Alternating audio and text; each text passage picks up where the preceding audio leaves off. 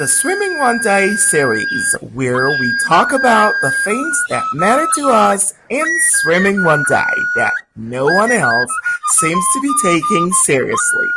Simply because for now, it's none of your business until it becomes your business. Our whole deal is to provide aquatic opportunities to African American communities.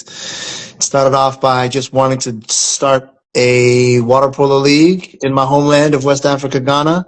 And then it grew into becoming an initiative to provide more access to resources in water safety, drowning prevention, and just undoing a lot of the damage that's been done to people of color when it comes to aquatic spaces.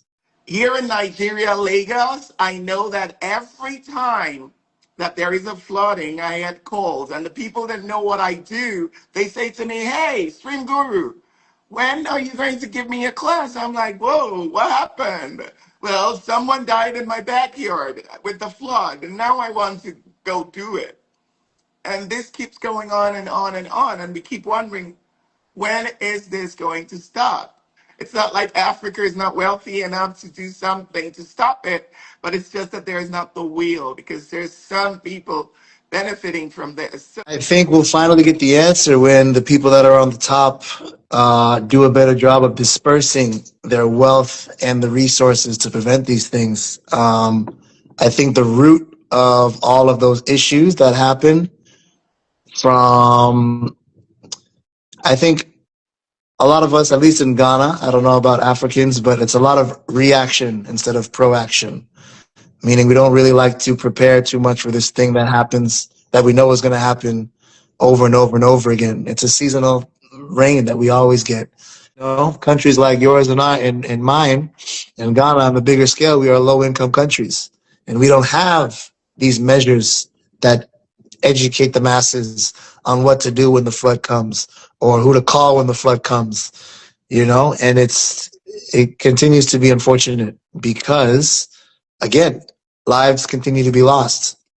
And as much as, you know, to a little extent, there is truth in the fact that, hey, things will work out, but also things don't work out if we don't make an effort to get boots on the ground and rectify all the issues that we know are going to happen seasonally. I think it's because there is so much, but so few have access to it. And because so few have access to it, there's a lot of greed, which is what this topic is all about.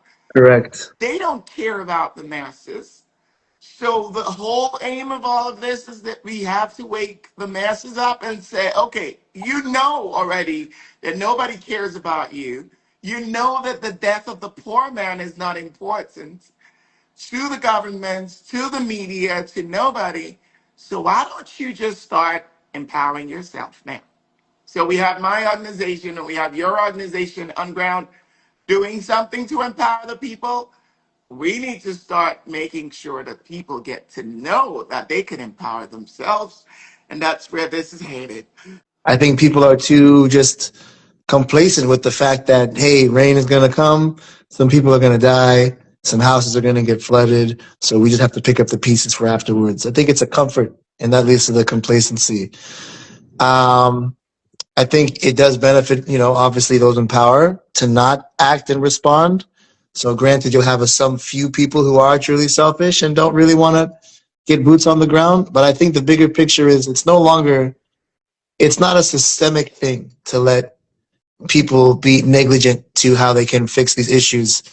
I think when it talks to systems, you have to look at, you know, way back to the fact that, you know, the continent is still suffering from systemic issues that have been put in place to keep us down. And I think a lot of those things, we see that today.